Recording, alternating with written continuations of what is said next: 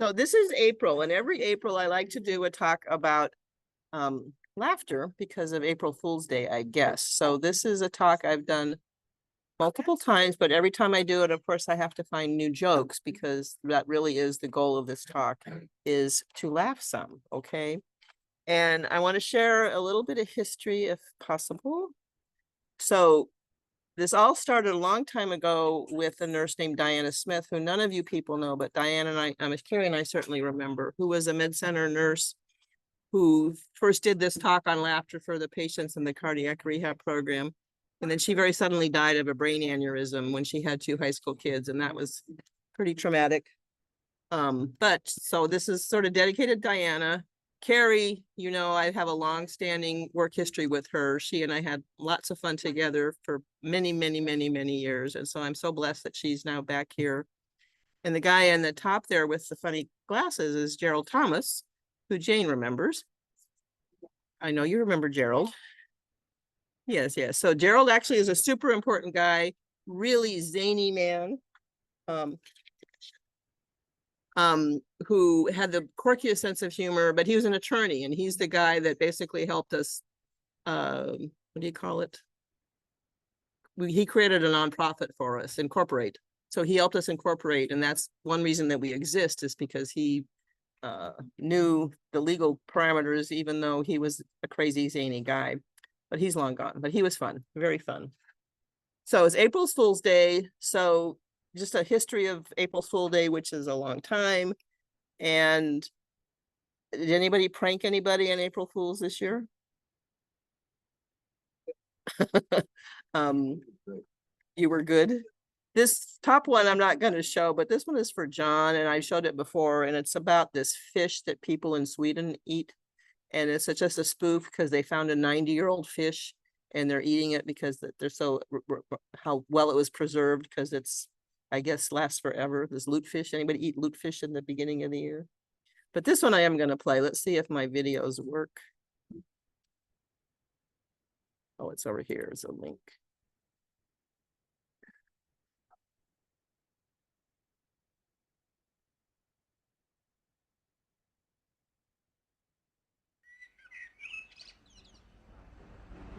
No sound, I guess.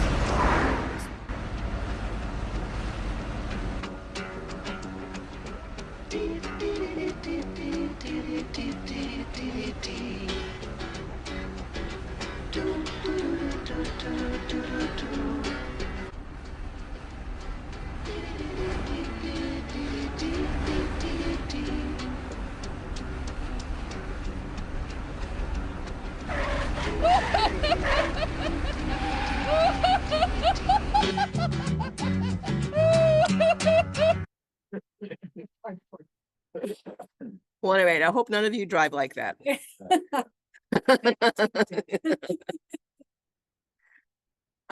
So talk about humor a little bit. And obviously, I'm good at finding the humor in things. I guess I'll turn this off again.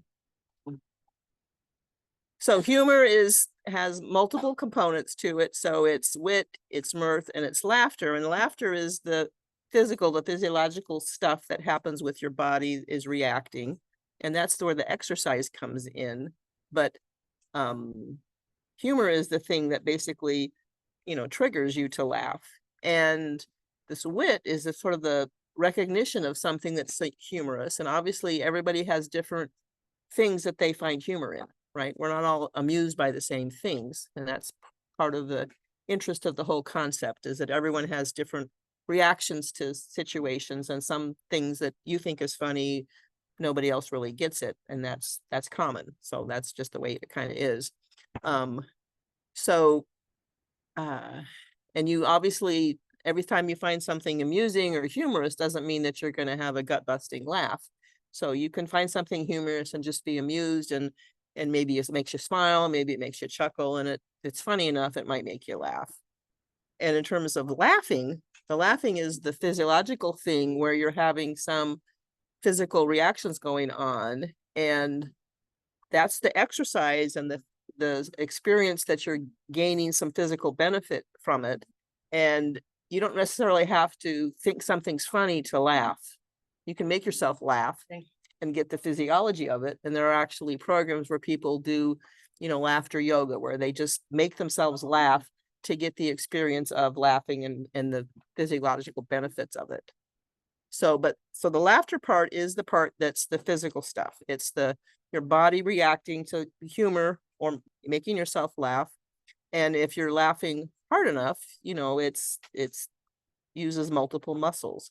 So the pattern of your laughter progresses depending on how funny the situation is, right? So first you smile, you smirk, and then maybe you grin harder, and then you might start making noises and laugh so hard that you're you know, throwing your elbows and your stomach hurts, and maybe you're even crying, right? I'm sure we've all laughed hard enough to have it be truly a physical things.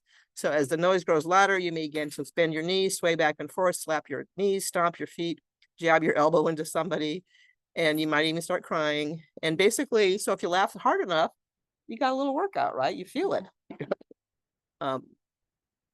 So here's a joke: high sodium, high cholesterol, lots of toxin in your blood test is remarkably similar to a potato chip. An elderly man goes to the doctor and tells him that he hasn't been feeling well. The doctor examines him, leaves the room, and comes back with 3 different bottles of pills.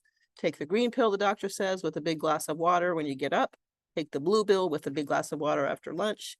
Before going to bed, take the red pill with another big glass of water. Startled to be put on so much medicine, the elderly man stammers, "My goodness, doctor, what exactly is my problem?" "You're not drinking enough water."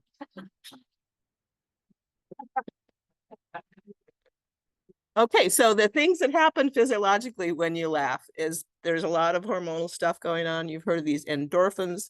So the same runner's high that you get with a good workout, if you laugh hard enough, you're going to release some of these endorphins, which stimulate your brain and make you feel good. And there's stress hormones that have a reaction. So you're going to shut off some of this flight system if you basically can diffuse it with laughing, especially if you're stressed. And the stress hormones suppress the immune system. And so if you suppress those stress hormones, your immunity is going to get better. And so that's a positive effect on negative stressors, basically. And I think this joke is pretty good. If you were my husband, I'd poison your coffee. And if you were my wife, I'd drink it. So going back to that immunity, this is another thing that's going on with the laughter, that it's affecting these T cells, so that part of your immune response. So the bottom line is that if you laughed hard enough, it's going to boost your immunity some. So that's a good thing. And along with the notion of any exercise, of releasing things and vasodilating, your blood pressure is probably going to get better. Your blood flow is going to be better oxygenation to parts of your body, including your brain. And this says that 15 minutes of giggling can burn off the calories in a medium square of chocolate. So that's a good thing. Remember when shake, rattle, and roll meant more than just getting out of bed. I'm sure you've discovered that there's a lot of old people humor out there in the world. The older we get, the more we see it, I guess. And I guess we're in the realm that we think it's funny. And maybe teenagers don't think this is funny as we do, because they don't have that same perspective. Okay, so here's a couple of video skits that I found.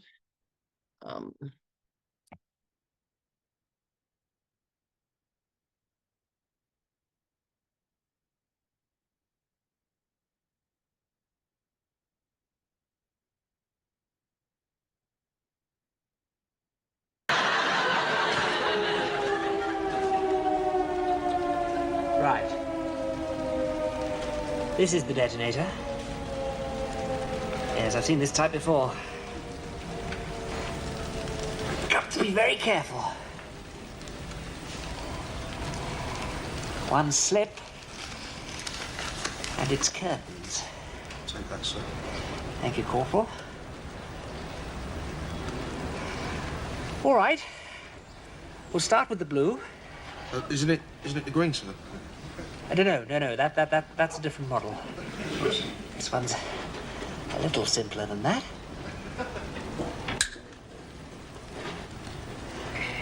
There we go. It says here, sir, to ignore the red wire, sir. Right, thank you. Now I think it's one or other of these pretty green ones. This one, I think. Looks like we may be here for the duration, sir. Yes. Sod this. Anyone fancy a pint? Come on. Yes, go on then. So that's diffusing the bomb. And then back to here. Oops.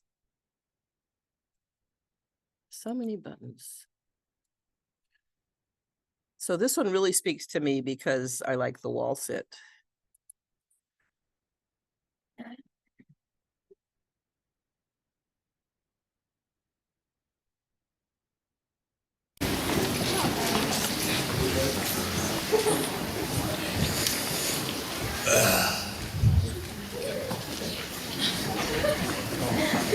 What's up? I'm just sitting on this here invisible bench watching that corn grow. Mind if I join you? Yeah, go ahead. Thanks, man. The stock's growing pretty fast right there. You see that? Yeah, for this time of year. I know, it's kind of cold. You'd expect it to grow, you know? Yeah. Just sitting on the invisible bench watching the corn grow. Yeah, go ahead, man. Go ahead right there. It's fine. Oh, wait. Can't we just start ice skating? And there's corn growing. How'd they jump that high? Especially sliding. It's kind of hard. I can't even slide. Hey guys, What's going on? What's up, man? just sitting on this invisible bench right here. Take a seat. Yeah, go ahead. All right, man. Oh, man. Is that a crow? Yeah. Thank you guys doing? Just sitting on the invisible bench. Yeah, go ahead, sit down. You see that? Oh. What's up, guys? What are we doing? Sitting on the invisible bench. Okay. Hey, see, I warmed it up. Oh, nice. Warm it up. Oh, that's you. You weren't going to get your corn out there. What are you guys doing? Sitting on the invisible bench. The invisible bench it's down there.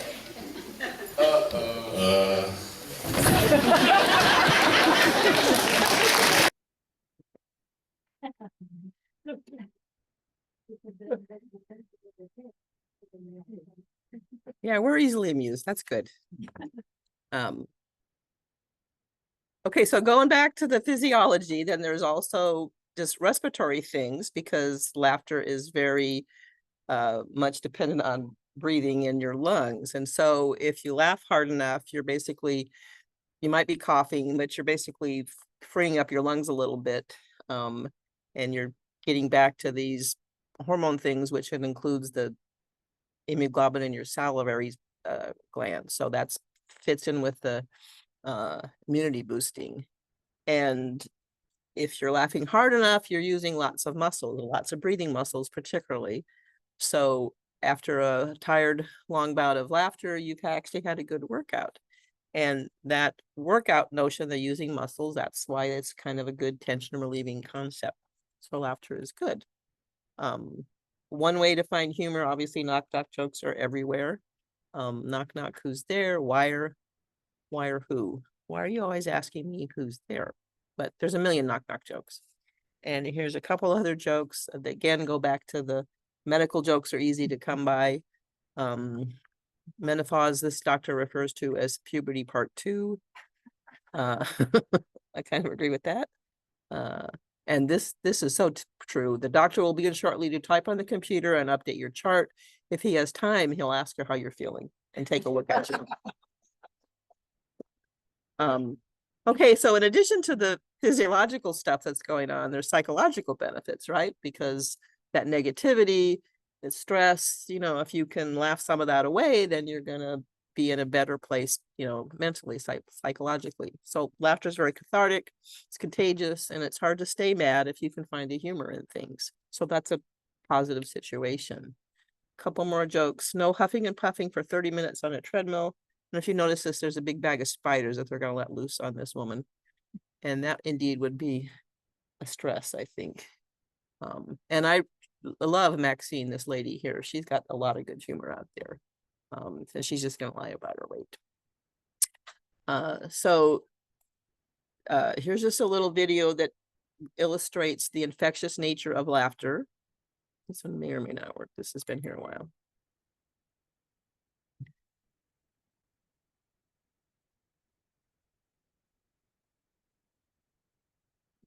that.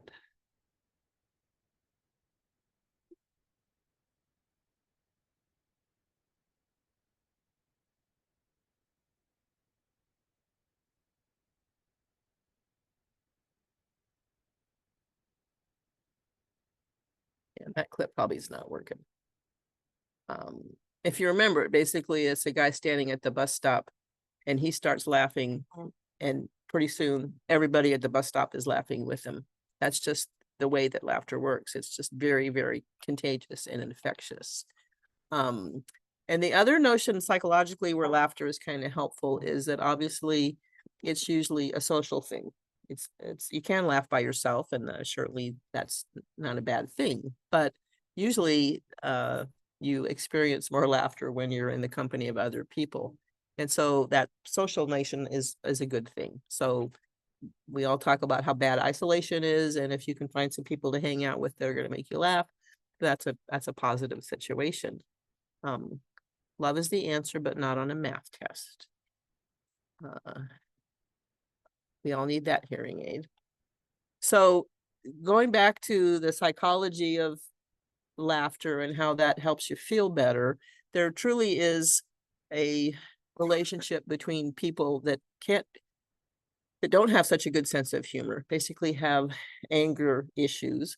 To be honest, those are negative consequences, and people that have trouble managing their anger do have a higher likelihood of having heart disease. It's a known situation that people that can't take a joke, that overreact and get mad a lot, have anger issues, basically, are the ones that have a higher propensity to have heart disease. So that's a known thing, which doesn't mean if you had a heart attack that meant you were an angry person, but it just means that you're holding all that negative psychological energy basically in the long run is a risk for having more cardiovascular issues.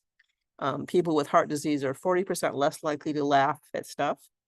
And people with heart disease have a harder time recognizing humor and don't use it to get out of uncomfortable situations as much as people that have this ability to use their sense of humor.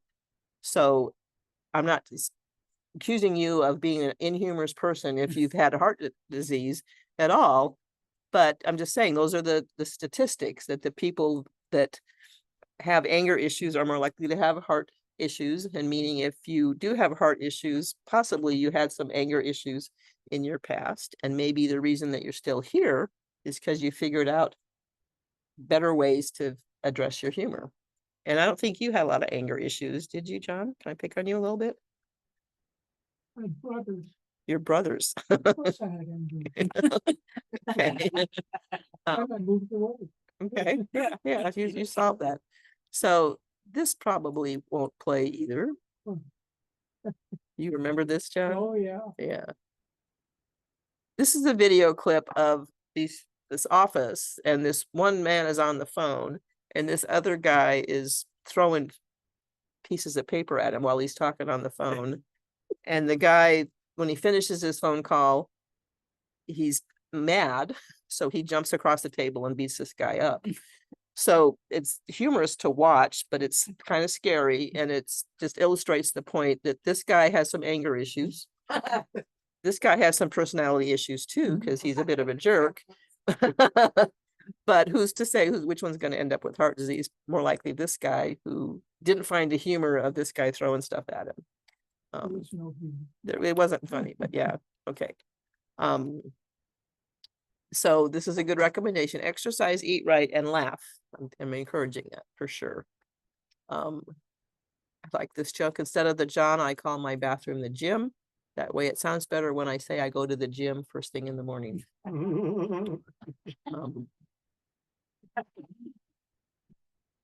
And this is a cute little clip.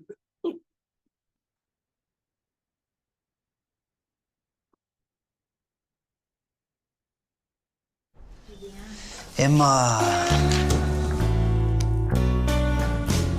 Huh?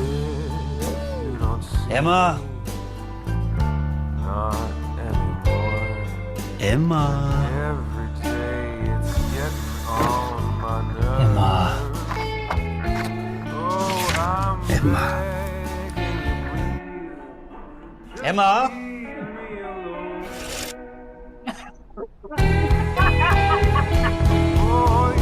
Nouveau le trèfle maxifeuille? Vraiment. So we do need some paper in some situations.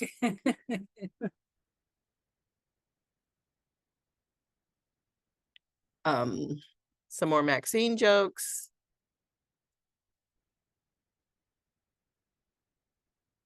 A female president would only be a good idea if you wanted the country to run right for some reason. I'm sorry, I couldn't resist throwing that one in here at this time of year.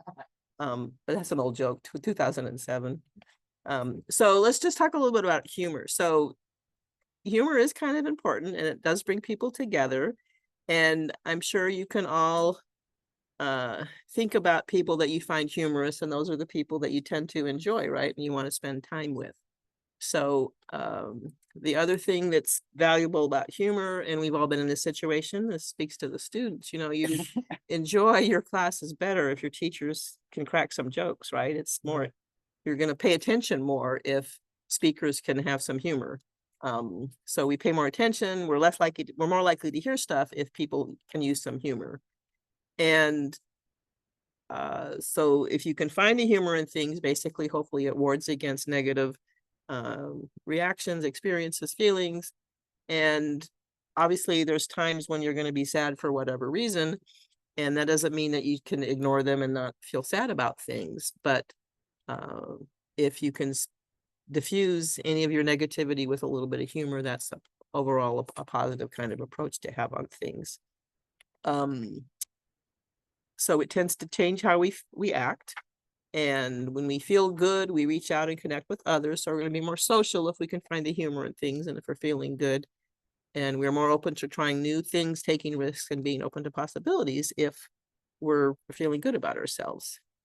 And this is pretty cute. Nobody ever asks, how is Waldo?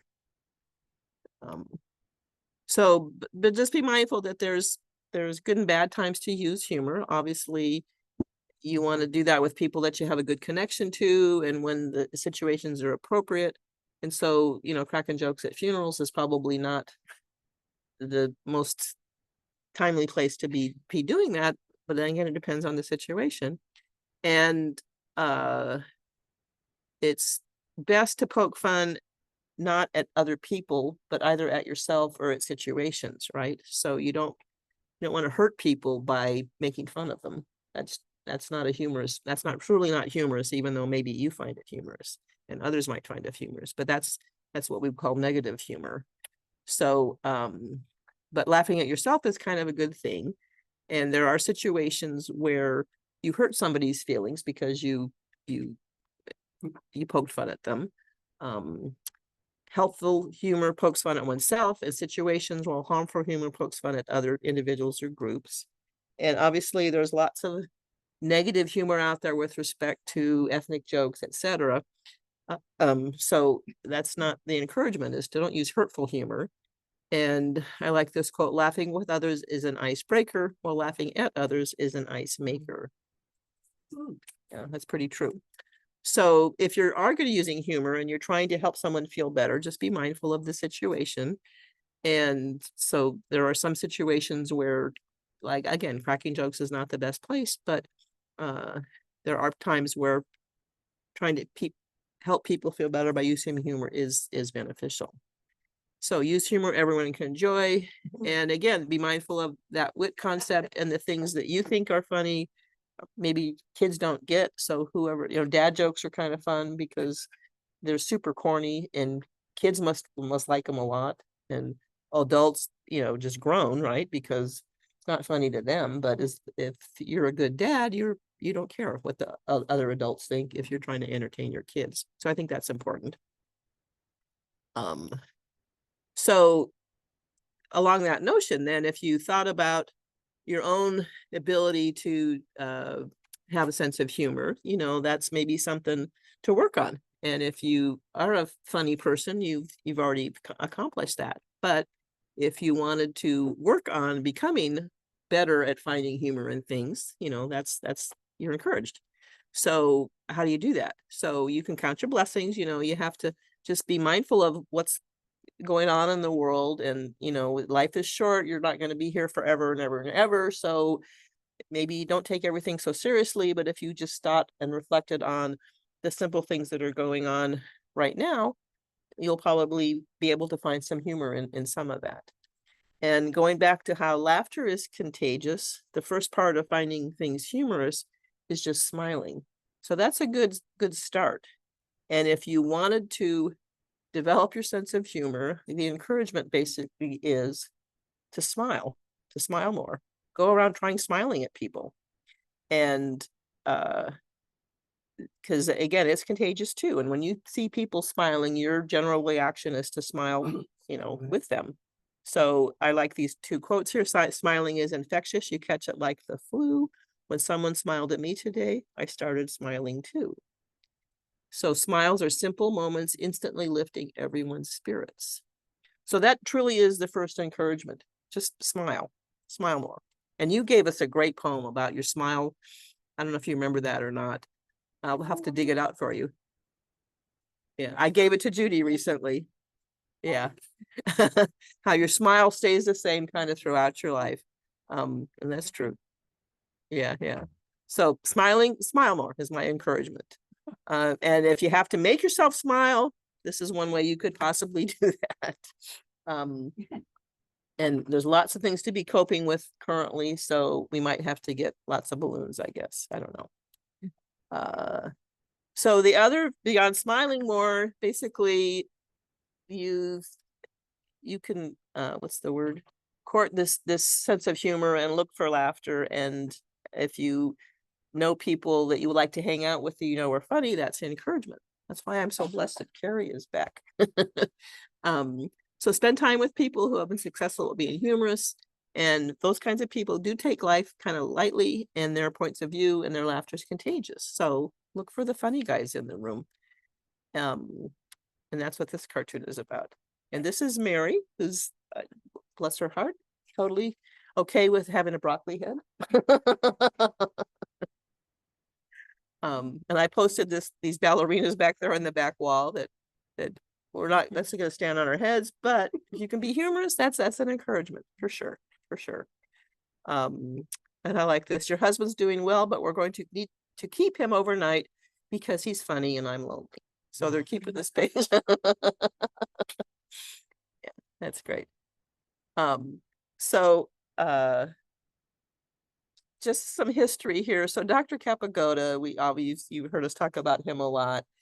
And he had just a wonderful sense of humor, and that's missed. And so this is one of my favorite pictures. I call this, the cardiac rehab Gothic, because he and Debbie here look like that picture of the guy with the pitchfork, right? So that's a great picture. And Dr. K could always find the humor and stuff.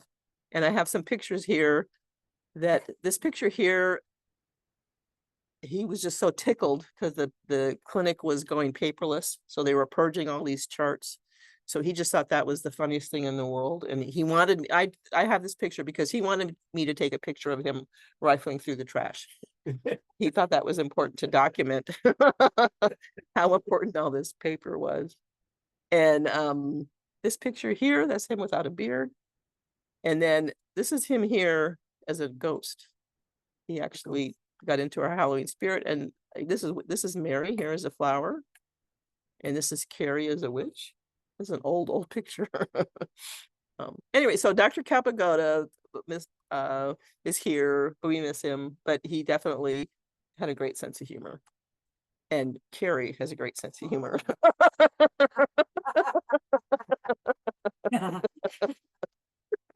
So, yeah, blessed. We are blessed. Okay, so a little checklist for lightening up. Just think about things. Is it really worth getting upset over something? Is it important? Is it really your problem? You have to put stuff in perspective, right? And try to be less serious. Deal with your stress.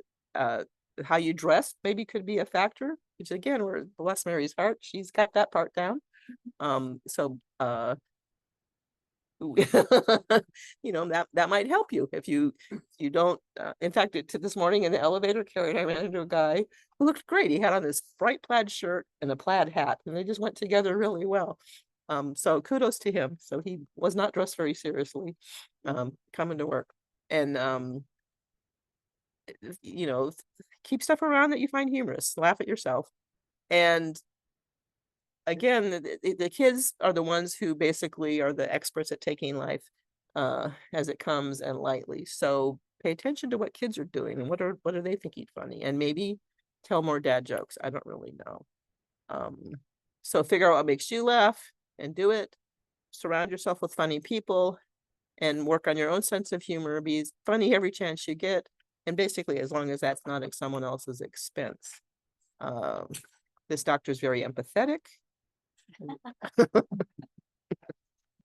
And then I've talked about Betty White a lot. She was a pretty funny lady, and she had this great show called Off Their Rockers. You could find that on YouTube, which are these older people pranking each other. It's funny. It's just funny, and we're not going to watch it, but kudos to her. She was a neat lady, and I'm going to show this one, and I showed this last time, and this is a spoof on medications and side effects. I think I have to go down here.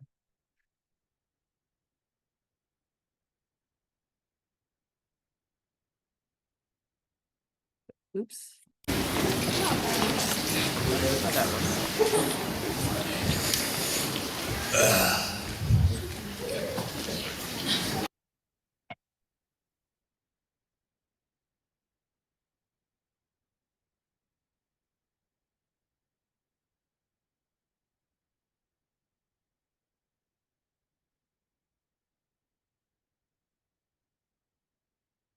Oh, I must have messed up my link.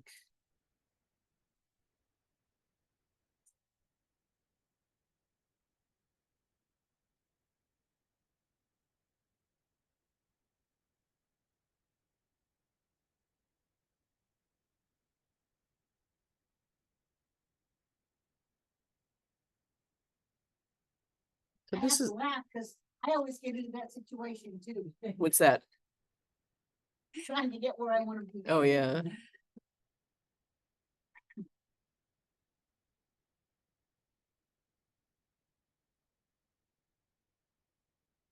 Oh, it's such a good one.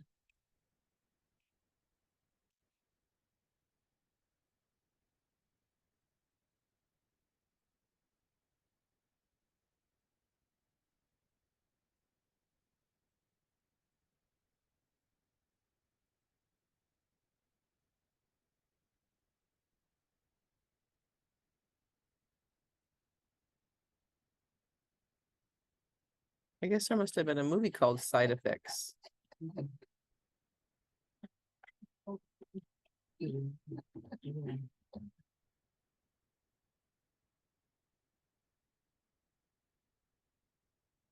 Hmm. I didn't paste the address.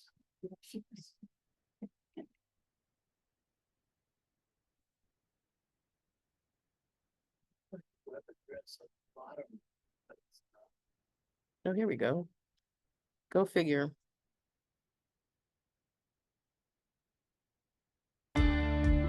Are you struggling with schizophrenia, bipolar disorder, or depression? Are you unhappy with your medication side effects?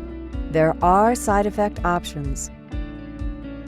In clinical studies, not all first and second generation antipsychotics give you the same side effects. I was always skinny, so I chose a side effect that would lower my metabolic rate. Now, I love these few extra pounds. When my doctor told me I could choose my own side effect, I immediately chose drowsiness. I love to sleep, and what better way to spend my day? Pooping while on vacation or in an unfamiliar location just isn't acceptable. Having constipation as a side effect gives me the freedom of holding it for as long as I need to until I can get back to the privacy of my own bathroom. Constipation side effect has been a godsend. Honey, you ready to go? No, I'm not. My wife and I ended our marriage in an ugly divorce about 5 years ago. and I haven't had sex since. So I chose a medication with the side effect sexual impotence. Side effect? What side effect? All of my life, I've struggled with my weight. But now that I'm taking a medication that makes me nauseous all the time, I'm losing weight left and right.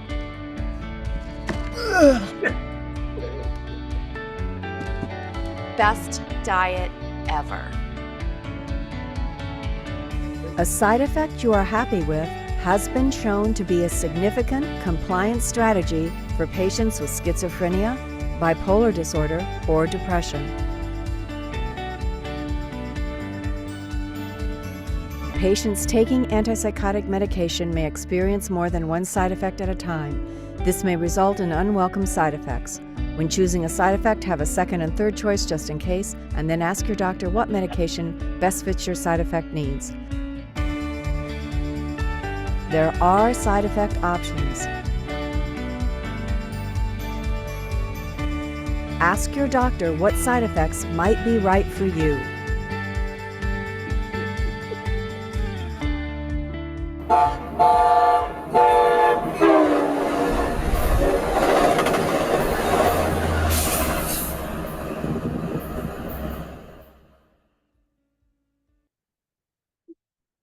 Okay, we would certainly never do that, but we can all relate to it, right?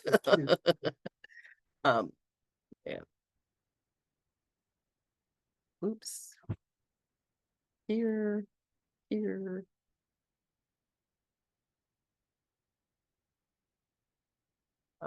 Again, old people jokes are easy. You're aging gracefully. What? She said you're aging gracefully. And then, have you seen this before, John? This is funny. This is just a spoof on the American language, which is just incredible.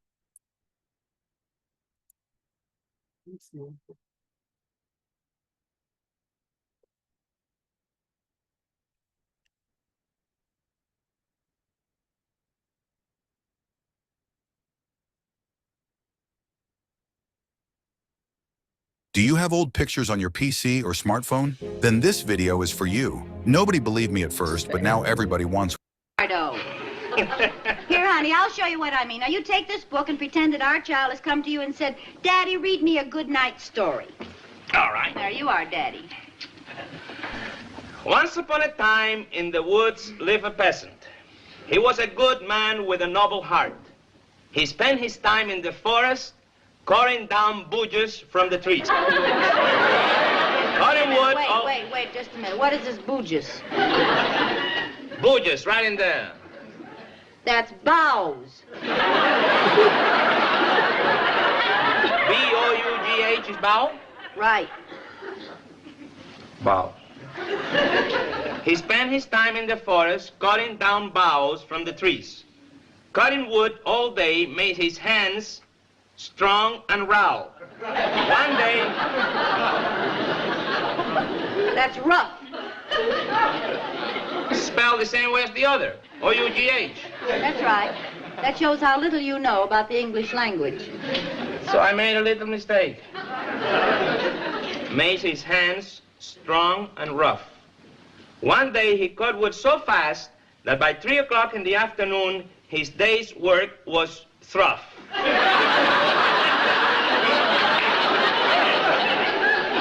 Hold it, Shakespeare. Through? T-H-R-O-U-G-H is pronounced through. Through, that's what I always say. Now stop picking on me, will you? You're getting me all confused. His day's work was through. It started to rain on the way home, and he got so wet that his nose became red, and he developed a hacking...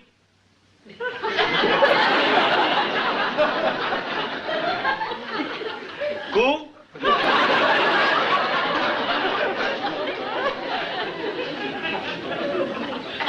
I know it can't be cow. It's cough. Oh, that did it. I had enough. Or should I say, enu?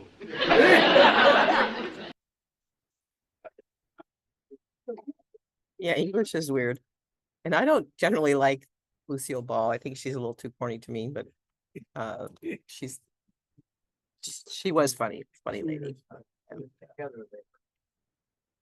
Where am I? Okay, so that was that one. So take home poems, laugh whenever you can. It's good exercise. Have a sense of humor and smile more. Wherever you go, wear a smile. It's the ability to take a joke, not make one, that proves you have a sense of humor, I think is what it says. Yes. And to succeed in life, you need three things: a wishbone, a backbone, and a funny bone. So I accomplished my goal because really I just wanted to say that laughter is good, and I heard some laughing, so I feel good about this. So yeah, thanks for staying and keep laughing and keep smiling for sure. Sure.